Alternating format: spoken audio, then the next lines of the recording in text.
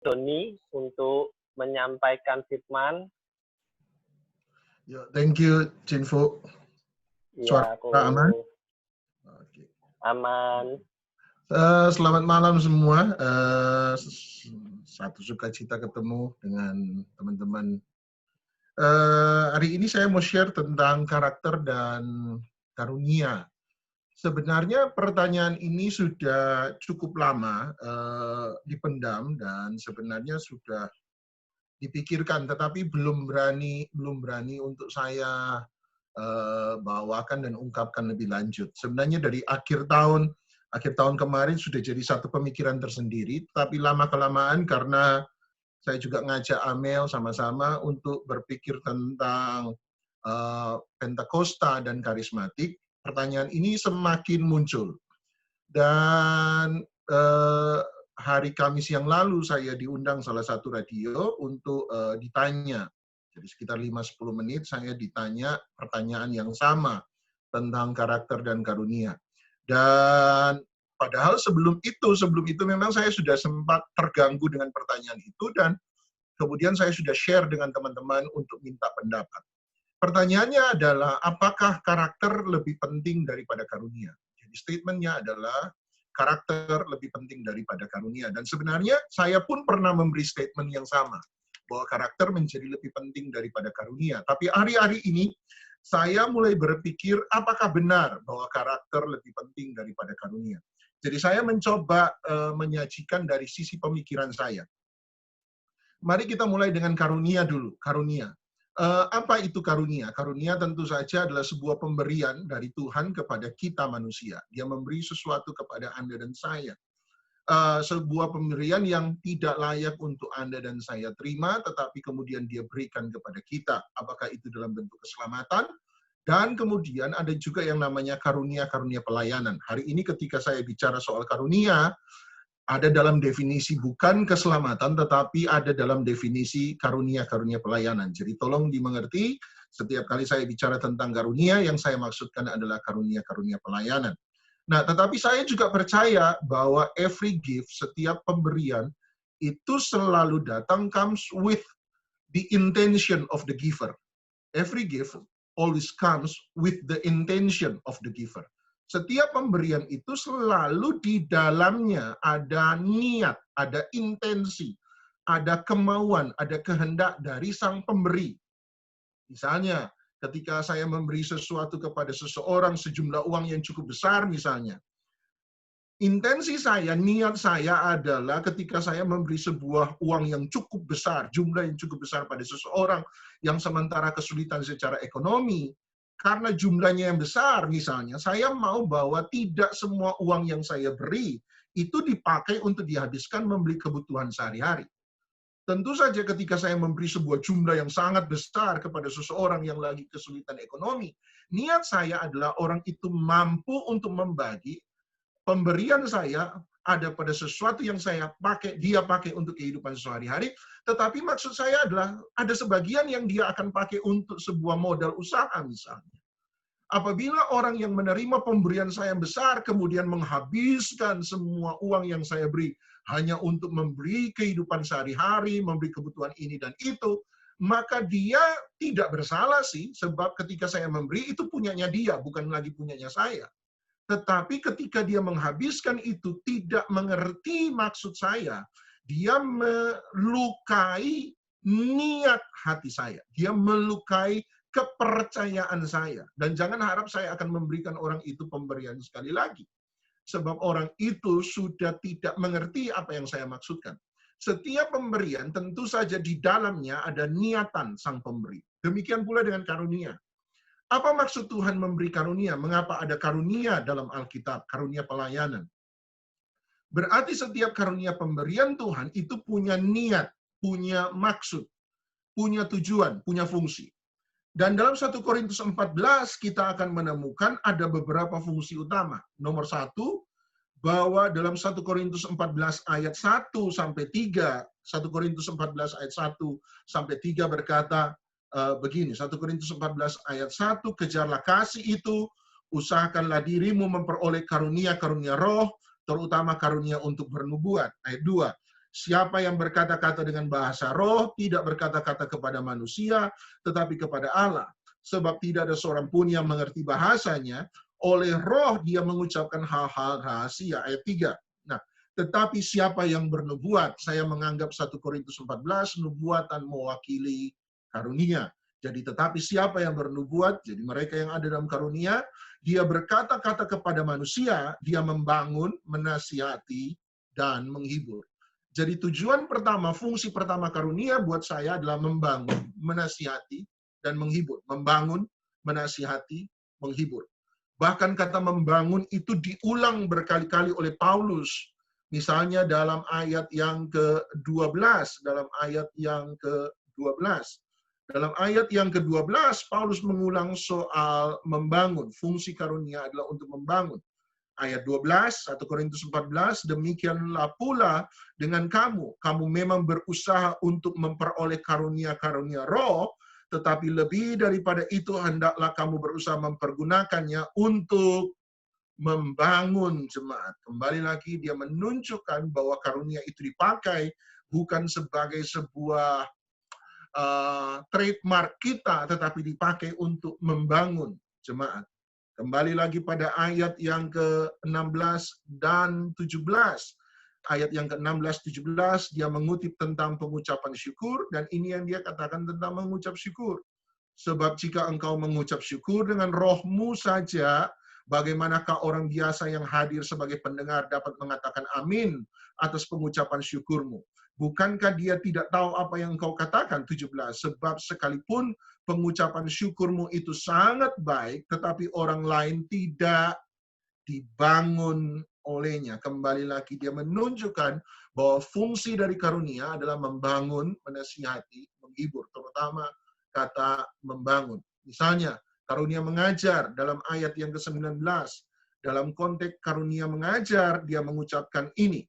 Tetapi dalam pertemuan jemaat, aku lebih suka mengucapkan 5 kata yang dapat dimengerti untuk mengajar orang lain juga daripada beribu-ribu kata dengan bahasa roh. Jadi pengajaran dalam konteks membangun tadi tetap dimasukkan pada fungsi yang sama. Jadi fungsi pengajaran adalah sama untuk membangun.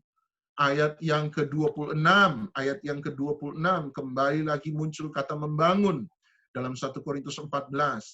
Jadi bagaimana sekarang saudara-saudara, bila kamu berkumpul, hendaklah tiap-tiap orang mempersembahkan sesuatu.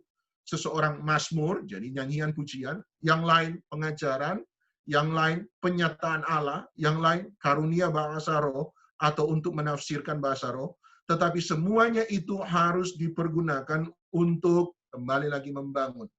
Jadi, apa intention Tuhan? Apa intensi Tuhan? Apa keinginan Tuhan? Apa yang ada dalam pikiran Tuhan ketika dia memberikan seseorang karunia-Nya, karunia pelayanan?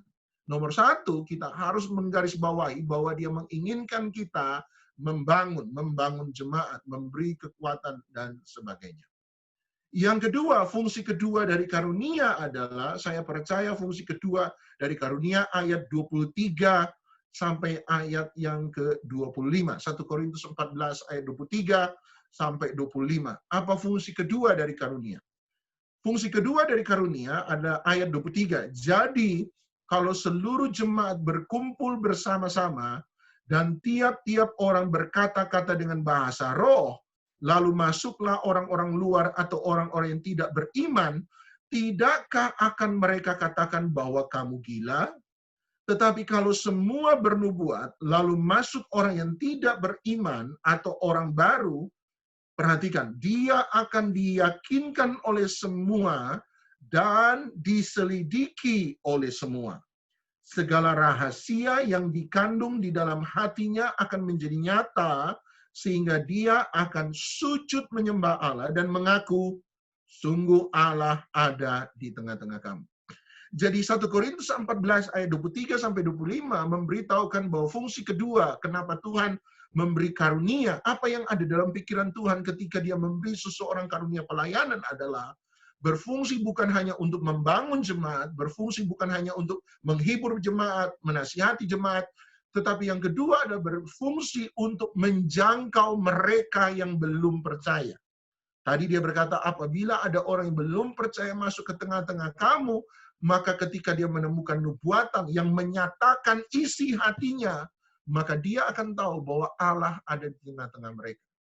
Jadi saya pikir ada dua fungsi ini. Kenapa Tuhan memberi karunia pelayanan dalam hidup seseorang. Nomor satu, dia memberi untuk membangun jemaat. Nomor dua, dia memberi karunia untuk supaya kita bisa menjangkau lebih efektif dalam pelayanan kita kepada mereka yang belum percaya.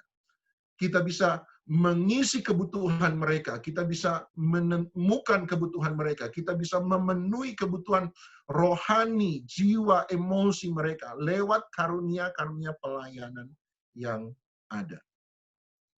Oleh sebab itu, pertanyaannya adalah kembali lagi, apakah kalau begitu karakter lebih penting daripada karunia? Jawaban saya adalah tidak.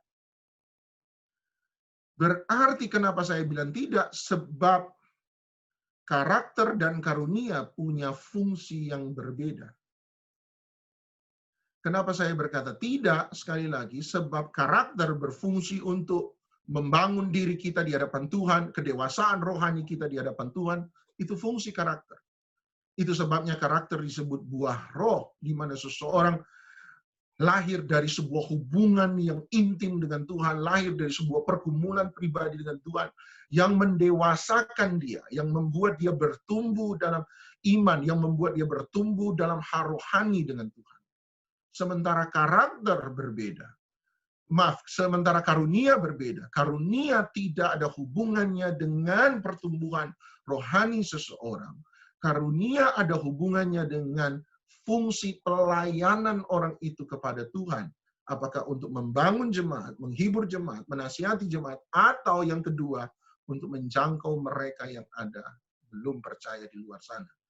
Jadi memang fungsinya berbeda. Karakter dan karunia memiliki fungsi yang berbeda. Bukan soal mana yang lebih penting, persoalannya adalah apakah dua-duanya diletakkan pada fungsinya masing-masing. Jadi bukan soal mana lebih penting, tetapi kita harus bicara tentang fungsi yang memang berbeda. Karakter untuk kita pribadi di dalam hubungan kita dengan Tuhan, sementara karunia berfungsi dalam hubungan kita dengan teman-teman seiman, saudara-saudara seiman, dan mereka yang belum percaya. Misalnya, saya tunjukkan pada Anda Matius pasal 7 yang kemarin kita bahas, yang lalu kita sempat bahas. Matius pasal 7 ayat yang ke-15. Matius 7 ayat yang ke-15. Mari kita berpikir sejenak. Matius 7 ayat yang ke-15. Matius 7 ayat 15, dia bilang apa? Waspadalah terhadap nabi-nabi palsu yang datang kepadamu dengan menyamar seperti domba, tetapi sesungguhnya mereka adalah serigala yang buas. Ayat 16. Dari buahnya lah kamu akan mengenal mereka. Dapatkah orang memetik buah anggur dari semak duri atau buah ara dari rumput duri? 17. Demikianlah setiap pohon yang baik menghasilkan buah yang baik, sedang pohon yang tidak baik menghasilkan buah yang tidak baik. Tidak mungkin pohon yang baik menghasilkan buah yang tidak baik, ataupun pohon yang tidak baik itu menghasilkan buah yang baik. Dan setiap pohon yang tidak menghasilkan buah yang baik pasti ditebang dan dibuang ke dalam api. Jadi dari buahnya lah kamu akan mengenal mereka. Tuhan Yesus memberi peringatan tentang nabi-nabi palsu. Tolong Anda jawab masing-masing, walaupun saya tidak bisa mendengar, tapi Anda jawab sendiri. Nabi-nabi palsu, untuk mengerti nabi-nabi palsu, yang kita cari apanya? Nubuatannya atau karakter orangnya. Matius pasal 7 menarik sekali ketika dia bicara soal nabi-nabi palsu, dia tidak berkata uji nubuatan mereka. Yang menarik adalah Matius 7 ayat 15, dia berkata ketika kamu berhadapan dengan nabi-nabi palsu, perhatikan karakter mereka. Berarti yang Tuhan Yesus kritik di sini bukan sisi nubuatannya, yang dia kritik di sini adalah sisi karakternya. Sama seperti bulan lalu kita sempat belajar bersama-sama tentang Matius 7. Dia tidak mengkritik sisi nubuatannya, tetapi dia mengkritik sisi karakter mereka. Kenapa terjadi penyesatan? Satu, saya setuju, sebab nubuatan mereka palsu. Tetapi kenapa terjadi penyesatan? Yang kedua yang paling berbahaya adalah nubuatannya boleh benar. Tetapi karakter orang yang memberi nubuatan itu yang salah. Mana yang akan lebih menyesatkan orang menurut Anda? Mana yang akan lebih menyesatkan orang? Nubuatan yang salah, orang-orang jelas-jelas tahu. Dia berkata, besok akan terjadi Tuhan Yesus datang. Besok kemudian Tuhan Yesus tidak datang. Kita akan langsung mudah berkata, oh ternyata dia nabi palsu. Mana yang lebih menyesatkan orang? Nubuatan yang salah, atau orang yang bergerak pada nubuatan yang benar, tetapi karakternya salah? Mana yang akan lebih menyesatkan orang? Yang pertama atau yang kedua? Jawaban sederhana saya adalah yang kedua. Yang akan lebih menyesatkan orang, bukan mereka yang kita jelas-jelas tahu nubuatannya salah. Yang lebih menyesatkan orang adalah ketika nubuatannya seakan-akan boleh benar, tetapi karena karakternya yang salah, dia kemudian menyesatkan orang. Tuhan Yesus tahu ketika karunia-karunia ini harus beroperasi dengan benar, karunia-karunia pelayanan ini harus beroperasi, penyesatan itu akan selalu ada dan pasti akan selalu ada. Tetapi yang paling berbahaya bukan mereka yang bernubuat palsu. Yang paling berbahaya adalah mereka yang bernubuatnya boleh benar, tetapi karakternya tidak benar. Berarti kritik Tuhan Yesus bukan ada pada nubuatannya, kritik Tuhan Yesus ada pada karakter. Buat saya itu yang harus kemudian Anda dan saya perhatikan dengan baik. Makanya dalam 1 Korintus 12,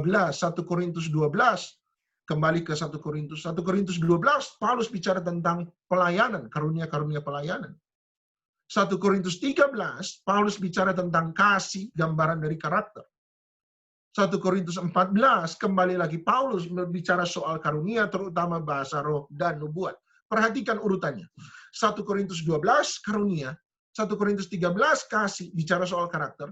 1 Korintus 14, dia kembali lagi bicara soal karunia. Kalau karakter menjadi lebih penting daripada karunia dalam posisi ini, kalau karakter menjadi lebih penting daripada karunia, bukankah seharusnya Paulus bicara dulu soal karunia, 1 Korintus 12. Paulus kemudian bicara 1 Korintus 13 tentang karakter. Setelah itu Paulus tidak perlu lagi bicara soal karunia. Sebab klimaksnya ada di 1 Korintus 13. Kalau karakter menjadi lebih penting daripada karunia. Tapi anehnya Paulus kemudian mengulang kembali bicara soal karunia.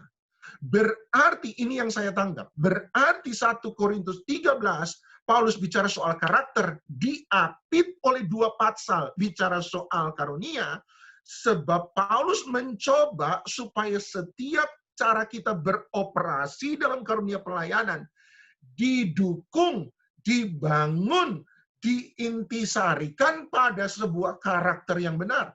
Jadi Paulus tidak sementara berkata bahwa karakter lebih penting daripada karunia. Paulus sementara berkata bahwa setiap karunia harus berjalan dalam karakter yang benar. Setiap karunia harus diletakkan pada track yang benar, pada jalur yang benar, pada hati yang benar. Sebab yang banyak menyesatkan tadi bukan pada karunia yang salah, tetapi yang paling banyak menyesatkan justru memang ada pada karakter yang salah. Kemudian hari Kamis lalu saya ditanyai beberapa orang, dan ini sebelum kita tutup saya ditanyai oleh penanyanya di radio itu. Dia bertanya, selain karunia nubuatan itu apa? Tadi sudah saya coba jelaskan pada Anda. Nubuatan berusaha menjelaskan, memberitahukan kepada seseorang apa yang menjadi rencana dan kehendak Tuhan dalam hidup orang itu atau sekelompok orang. Kemudian dia bertanya sesuatu yang menarik. Dia bertanya, apakah semua orang bisa bernubuat? Jadi kembali lagi, pertanyaannya adalah nubuat mewakili karunia dalam hal ini. Dia bertanya, apakah semua orang bisa bernubuat? Dan yang menariknya adalah, saya kembali ke 1 Korintus 14, saya kebetulan baru baca beberapa kali 1 Korintus 14, sebab kami Senin nanti, besok akan bicara soal karunia. 1 Korintus 14, karena saya sudah baca beberapa kali, saya renungkan. Menarik sekali, coba. Ayat yang ke-24, ayat 24, 1 Korintus 14, ayat 24. Dia bertanya, apakah semua orang bisa bernubuat? Nah, ini jawaban saya. 1 Korintus 14, 24 berkata, tetapi kalau, 1 1 Korintus 14:24, tetapi kalau semua bernubuat, lalu masuk orang yang tidak beriman atau orang baru, dia akan diyakinkan oleh semua dan diselidiki oleh semua. Ayat 24, Paulus berkata, semua orang bernubuat. Paulus tidak pernah menutup kemungkinan bahwa dalam satu ibadah, semua orang bisa bernubuat. Dia tidak pernah menutup kemungkinan itu. Jadi ketika ditanya, apakah semua orang bisa bernubuat? Jawaban saya, menurut 1 Korintus 14, menurut Paulus, ya, semua orang bisa bernubuat. Dan ini yang coba saya jelaskan. Jangan-jangan hari ini muncul yang namanya, mari datanglah, ada hamba Tuhan yang bisa bernubuat. Atau, kenapa muncul kritik itu? Kenapa kemudian orang berbondong-bondong mencari hamba Tuhan bernubuat? Atau di ekstrim satunya orang menjadi begitu anti dengan nubuat. Kenapa?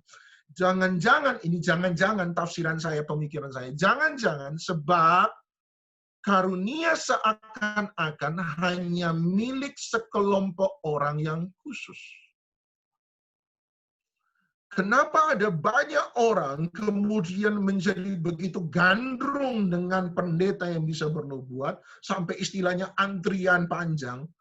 Dan di satu sisi ekstrim yang lain ada begitu banyak orang yang menjadi menolak nubuatan, tidak percaya pada nubuatan, sebab jangan-jangan dalam gereja praktik kita memberikan nubuatan itu hanya pada sekelompok orang khusus. Seandainya kita bisa mengaktifasi semua orang bisa bergerak pada karunia yang sama, kita tidak akan gandrung dengan nubuatan.